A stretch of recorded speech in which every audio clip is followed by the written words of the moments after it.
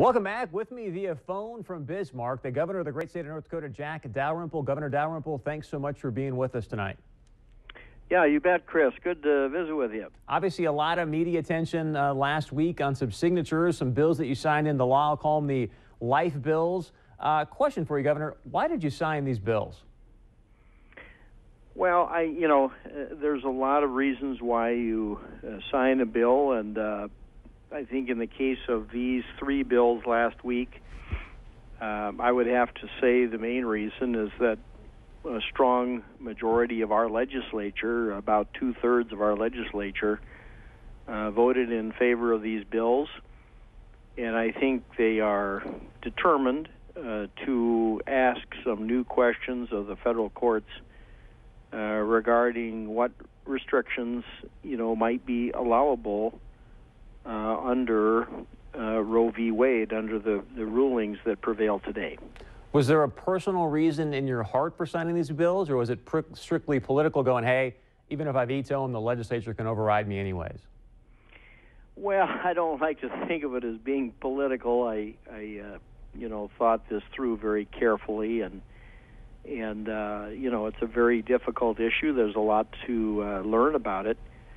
But I think it's, I would have to say it's not personal. I mean, I don't have a religious belief or a personal history or anything like that that would really influence my thinking. A lot of people said that you were sort of wavering. People I was talking in the background. My question for you is, what was that deciding moment? If there was a moment, what was that deciding moment for you that you said, hey, I'm going to sign these bills into law? Well, I just think, it as I said, it comes down to this question that, the legislature, by about a 2-to-1 margin, wants to move this question forward to the federal courts. And it kind of became clear to me that, I can't provide the answers they're looking for from the governor's office. Those answers can only come from the federal courts. Now, as you know, I'm sure the Grand Forks Herald basically said, hey, the governor has to veto these laws if he's going to uphold his oath, saying that the governor is honor-bound to do so because he took an oath to defend the U.S. Constitution as well as the state Constitution. How do you explain to them or to the public that, hey, I signed these bills and still upheld my oath of office? Well, I'm comfortable in my own mind that the constitutionality of these bills is certainly an open question. Otherwise, they wouldn't be, headed where they're going. We know that the Supreme Court of the United States has allowed for some restrictions on abortion. Basically after 24 weeks of gestation, they're saying it's okay to outlaw abortions. Now that they've done that, it's legitimate for people, I think, to ask additional questions. How about 20 weeks?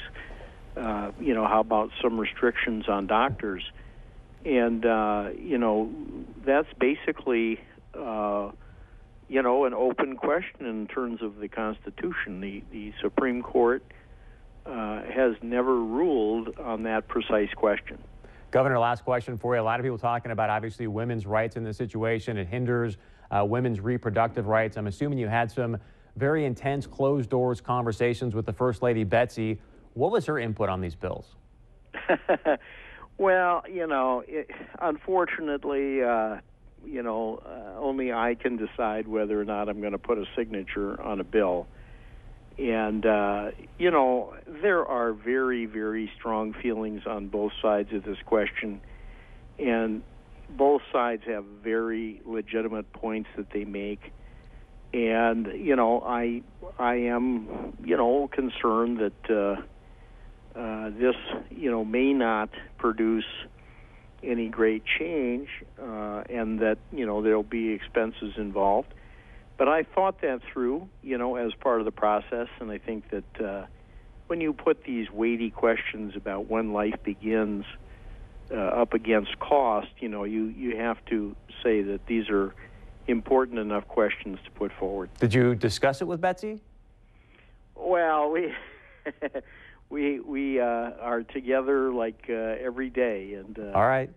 she was, of course, one among hundreds of people that I've talked to about it. Governor Jack Dalrymple, as always, we appreciate your time. Look forward to having you back on in the near future. Stay close. We'd love to get your feedback as well. Go to our website, 630pov.com. Let us know your thoughts. We'll be right back.